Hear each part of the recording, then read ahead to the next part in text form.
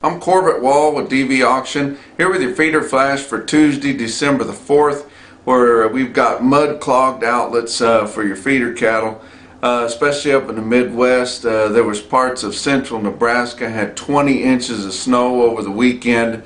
Those guys, that's all they can do to get their bunks cleaned out and get the yard fed, let alone putting any orders in for any new cattle.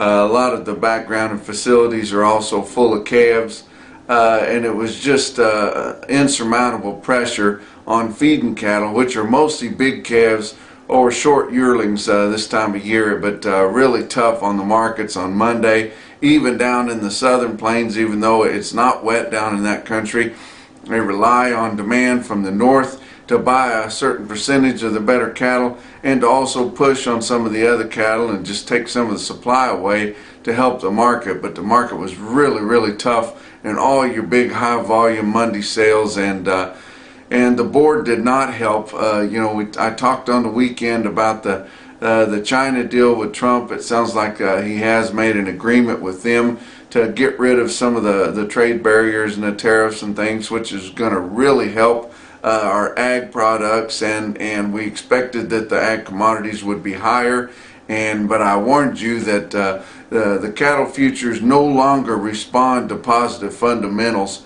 at all, and there's not a truer statement there. Now if there's a negative or bearish fundamental, they'll jump on that, but it takes nothing for the cattle futures to go down, and it is just almost takes insurmountable support to get it to come up or even stay steady. But just like I said, your grains were higher, and that was in response to the China deal with Trump, and your grains still respond to fundamentals very good, and they responded, and then in turn your cattle took the higher grains as a negative and went down on that. So continued just no support at all from the board. Let's look at the board on Monday. December live cattle futures down a nickel at 116.87. February down 32 cents at 120.17. January feeder cattle hit hard because of the higher corn and beans, but feeder cattle down 72 cents at 144.5. March down $1.40 at 141.45, and of course the storm up in the Midwest did not help your feeder cattle futures. Normally your fat cattle futures love a storm because weights are sapped. It's going to take a lot of the energy that the cattle are being fed to keep them warm, get them through the mud and everything, and normally futures really love a big storm, but the futures don't love anything but something bearish to make them go down these days. But corn was up 4 cents plus on most all your nearby contracts. Beans up 10 to 11 cents, so pretty good. And your stock market, a lot of those were up big because of the positive news about a possible trade deal with China. But your weighted average on last week's fat cattle trade on 103,600 head in the 5-area feeding region. Your live sales from 116 to 118.50. The 116 was pretty much just reserved for eastern Nebraska and Iowa, where the mud and the slop is the worst, where your heavy cattle are the worst, and where your supplies are the heaviest. But from that 116 to 118.50, 117.10 was the weighted average on steers. That was up $1.71.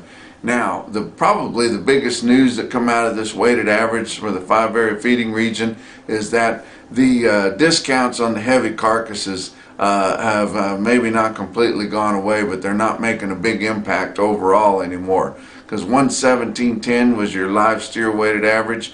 Heifers 117.01, so no big deal there, only up $1.11, because remember your heifers were quite a bit higher than the steers the last few weeks because the steers were taken under some big discounts on the heavyweight carcasses. Your dressed fat cattle price from 182 to 185, and a lot lighter volume on the dress, I might add.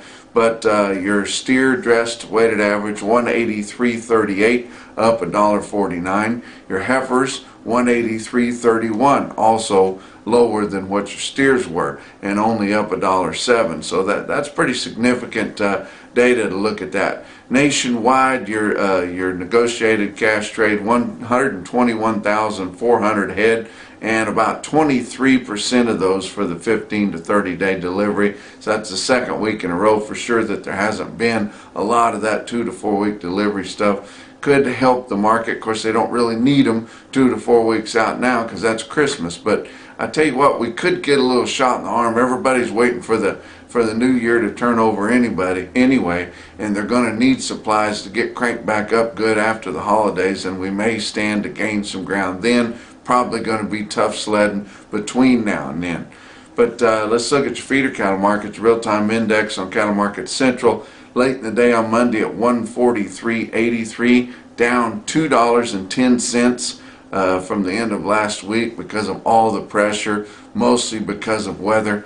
And also big supplies. Oklahoma City, Oklahoma National Stockyards, 12,000 head. Haven't seen a huge run like that. Oklahoma City's where you see those giant runs there. Good to see a big run like that in the old stockyards at Oklahoma City. But feeder steers $1 to $5 lower, and that was the early call. Feeder heifers steady to 2 lower early. Calves sharply lower, 8 to 10 lower in spots, especially on the steer calves that have been running so high. And your weaned calves, hard weaned calves that you could turn right out on wheat, those that had their shots, those have been long time weaned, straightened out, ready to go, you can turn them right out. They're still selling okay, but anything that you have to background or straighten up is not selling very good because there's no place to put them. Your background lots are full, and if you start going up north very far, you're going to start running into a lot of slop and mud, and that's probably the worst thing that's that's hurting the Midwest, is because we've had moisture, you've had snow, you've had weather, but it hasn't been cold enough, and it's hard for some people to understand. You need severely cold weather this time of year to keep things, put something hard under them, because there's no bottom to those lots out there.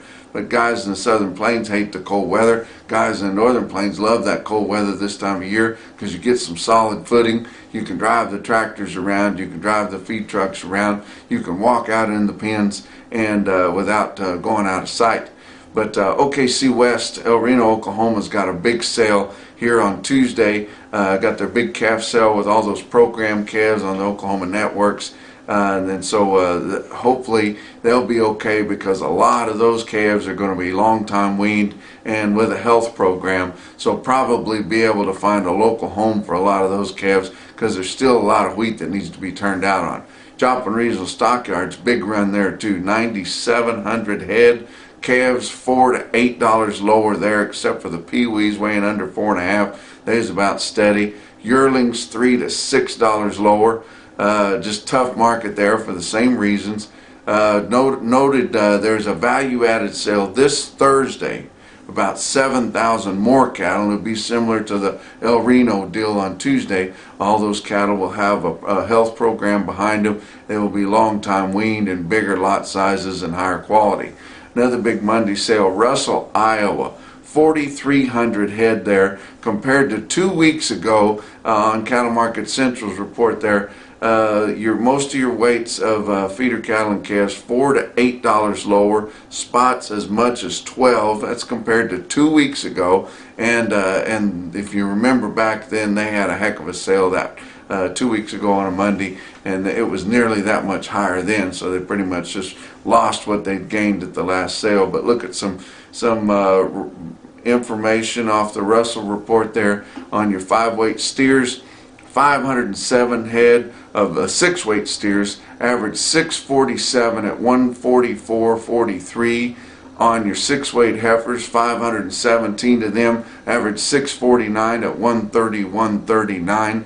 And on your 8-weight steers, 795 head of 8-weight steers, and they'd be short yearlings, averaging 849 pounds at 144.34.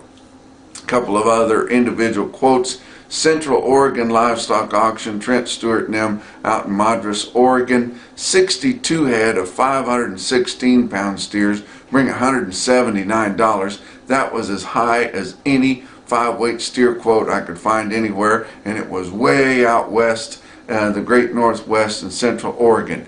The best yearling quote I saw anywhere was from F&T Livestock Market, Palmyra, Missouri.